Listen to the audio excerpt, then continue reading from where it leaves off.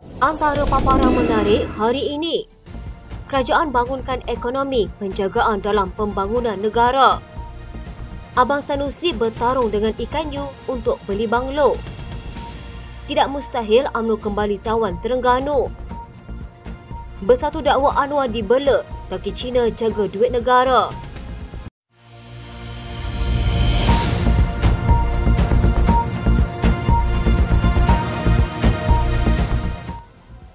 Profesor Ekonomi Universiti Sunway, Dr. Yeh Kim Leng berpendapat pertemuan antara pengasas dan Ketua Pegawai Eksekutif Tesla Incorporated, Elon Musk dan Perdana Menteri bakal membuka lebih banyak peluang kepada pembekat, penyedia perkhidmatan serta pengeluar alat ganti dan komponen untuk terbabit secara aktif dalam industri kenderaan elektrik.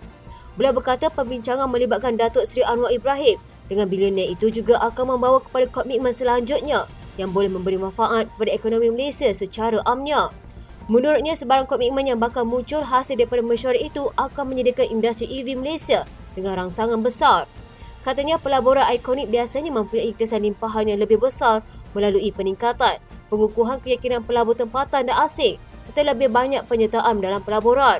Pada 7 Julai lalu, Anwar ketika berucap pada Majlis Amanat Perdana Menteri kepada Pegawai Awam Negeri Sembilan di Dewan Majlis Bandaraya Seremban berkata, Musk menyatakan hasrat untuk bertemu dengan beliau minggu ini berhubung penambahan pelaburan di Malaysia. Mengulas lanjut, Kim Leng menyifatkan pertemuan itu bakal memberikan implikasi positif kerana ia mengesahkan hala tuju ekonomi kerajaan untuk memperoleh pelaburan langsung asing, berimpak dan bernilai tinggi serta langkah ke arah tenaga bersih. Katanya jumlah FDI Malaysia akan terus meningkat sekiranya hasil daripada mesyuarat itu dapat memberikan Musk atau mana-mana projek beliau bertapak di negara ini.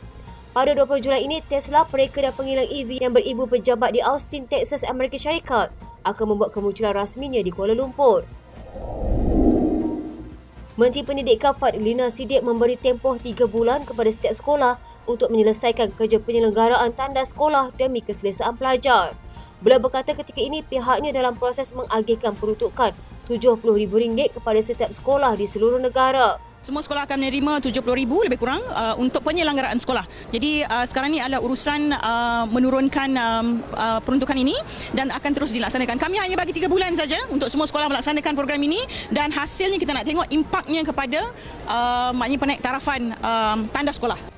3 sekolah dinobatkan sebagai sekolah menengah terbaik dalam kategori khas iaitu Sekolah Menengah Kebangsaan Kubang Keriang Kelantan, SMK Bintulu dan SMK Agama Perempuan Alawiyah Perlis. Manakala sekolah rendah terbaik bagi kategori khas adalah Sekolah Kebangsaan Datuk Wan Kemarah Kedah. Terdahulu, Fadlina berkata duta adalah usaha KPM dalam memberikan penghargaan dan pengiktirafan yang tertinggi kepada murid, guru, sekolah, PPD dan JPN di atas pemengkasaan penggunaan teknologi secara inovatif, kreatif dan beretika dalam pengajaran dan pembelajaran selain melahirkan generasi fasih digital yang berdaya saing.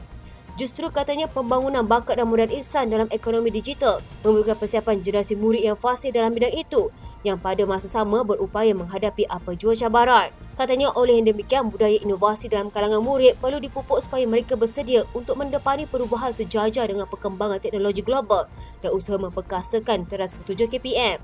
Mengulas mengenai dasar pendidikan digital, beliau berkata dasar itu juga sudah dipersetujui oleh Perdana Menteri Datuk Seri Anwar Ibrahim dan akan dilaksanakan segera. Katanya terdapat beberapa teras penting dalam dasar itu yang berkaitan dengan digital dan apa paling penting adalah meningkatkan infrastrukturnya terlebih dahulu. Dasar ini khususnya yang terkait rapat dengan kefasihan digital, guru, murid, pemimpin sekolah dan yang paling penting kalau kita bercakap dengan digital, kalau tak ada infrastruktur dan tak ada ekosistemnya, maka tidak bolehlah dilaksanakan dengan baik. Jadi memang tumpuan kita sekarang adalah untuk memperbaiki infrastruktur dan juga ekosistem digital di seluruh sekolah. Sebab itu kita ada kerjasama dengan Kementerian Komunikasi dan Digital untuk memastikan bahawa infrastruktur ini terus dipertingkatkan untuk terus memastikan ekosistem ini kukuh. Jadi kita pun kementerian telah pun maknanya mereka telah pun menjalankan beberapa program khusus untuk mengangkat dan juga memperkemaskan sistem digital di sekolah-sekolah dan kita berharap ia akan jadi usaha berterusan untuk memastikan semua sekolah tidak ada sekolah yang terpinggir daripada digital ini. Terima kasih. Kita sudah mulakan pun. Dan 3,600 sekolah sudah pun mendapat manfaat daripada program POP oleh Kementerian Komunikasi. Menteri Pembangunan Wanita, Keluarga dan Masyarakat Datuk Seri Nasir Shukri berkata beliau akan berusaha memasukkan ekonomi penjagaan ke dalam perancangan dan pembangunan negara. Beliau berkata aktiviti penjagaan oleh wanita selalu tidak dibayar dan tidak diiktiraf menyebabkan masa mereka terpaksa dibahagikan daripada mengejar peluang dalam pekerjaan. Care work constitutes the foundation on which our very existence depends. It includes house chores and direct face-to-face personal care activities such as nurturing the sick, caring for the elderly, feeding a baby, or teaching young children. Overwhelmingly done by women. Many care activities are often unpaid and unrecognized, leaving them with little time to pursue opportunities and growth. Dalam pada itu, Nancy berkata beberapa perkara harus dikenalpasti bagi memasukkan ekonomi penjagaan ke dalam pembangunan negara. Jelasnya ia termasuk jurang data, keperluan infrastruktur serta keperluan perundangan daripada pihak berkepentingan. Mengulas selanjut, jelas Nancy, pendekatan 3R iaitu pengiktirafan, pengurangan dan pengagihan semula perlu direalisasikan bagi menangani isu penjagaan tanpa gaji oleh wanita. Katanya berdasarkan data yang dikeluarkan, purata masa dihabiskan untuk menyediakan penjagaan anak untuk lelaki dan wanita dalam isi rumah.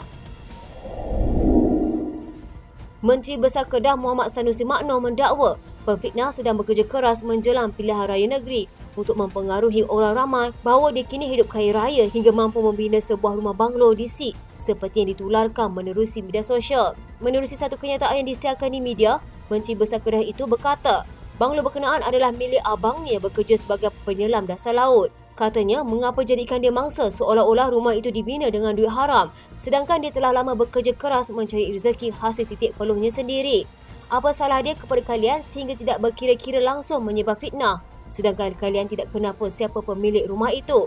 Adakah salah juga dia ada pertalian darah dengan saya, dilahirkan sebagai abang saya?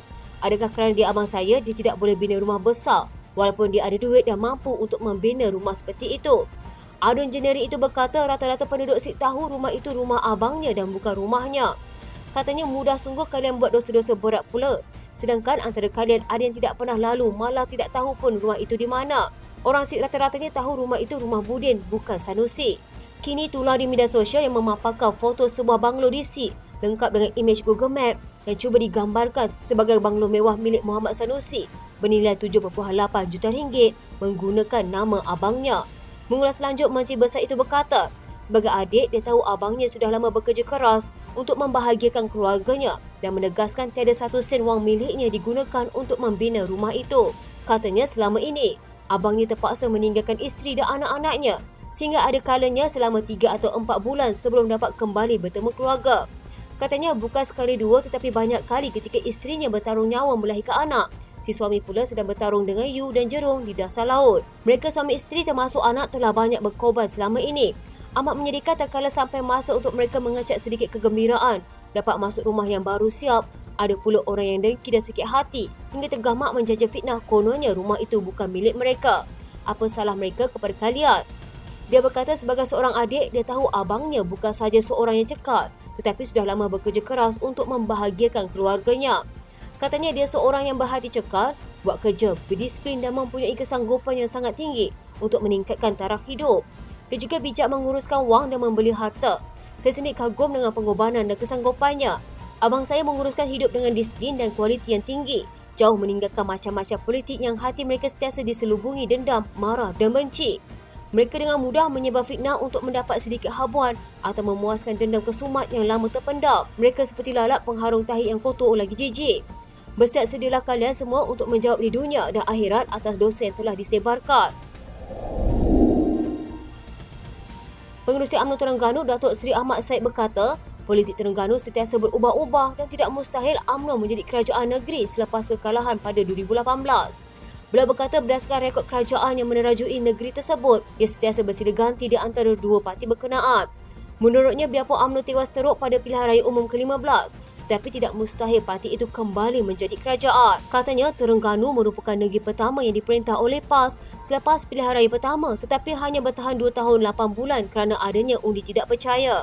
Ketika itu, kita UMNO tewas 28-4 dan hanya memperoleh 4 kerusi sahaja, namun menang kembali pada tahun 2004. Pada tahun 2007, sekali lagi UMNO kalah dengan kedudukan 22-8 dan kita percaya ia sentiasa berubah walaupun tewas teruk baru-baru ini. Pada masa sama, Ahmad memberitahu bahawa UMNO merupakan sebuah parti yang jujur. Beliau mendakwa tindakan PAS mengagihkan bantuan sewaktu berkempen pada PRU15 adalah menyalahi Akta Suruhanjaya Pilihan Raya Malaysia.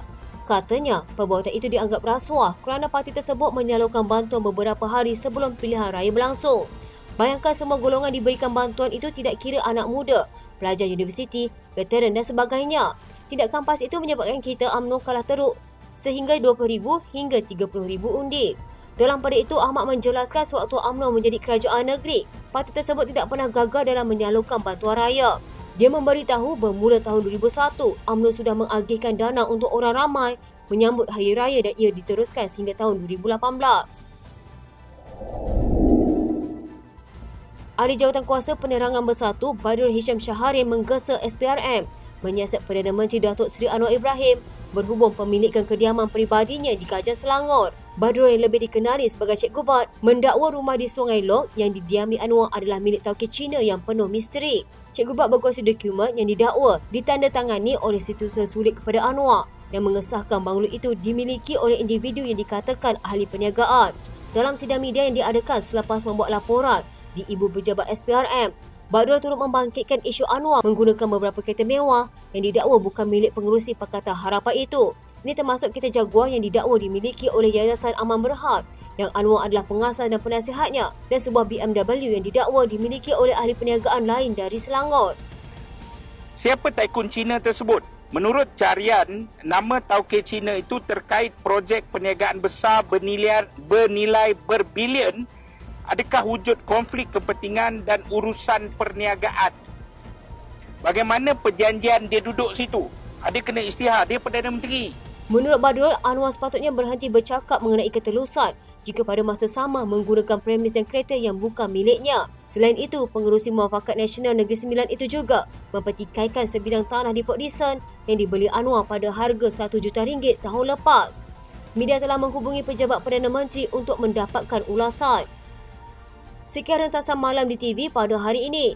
Jangan lupa follow Facebook dan YouTube Deadline TV. Dapatkan info terkini di Facebook serta YouTube di TV.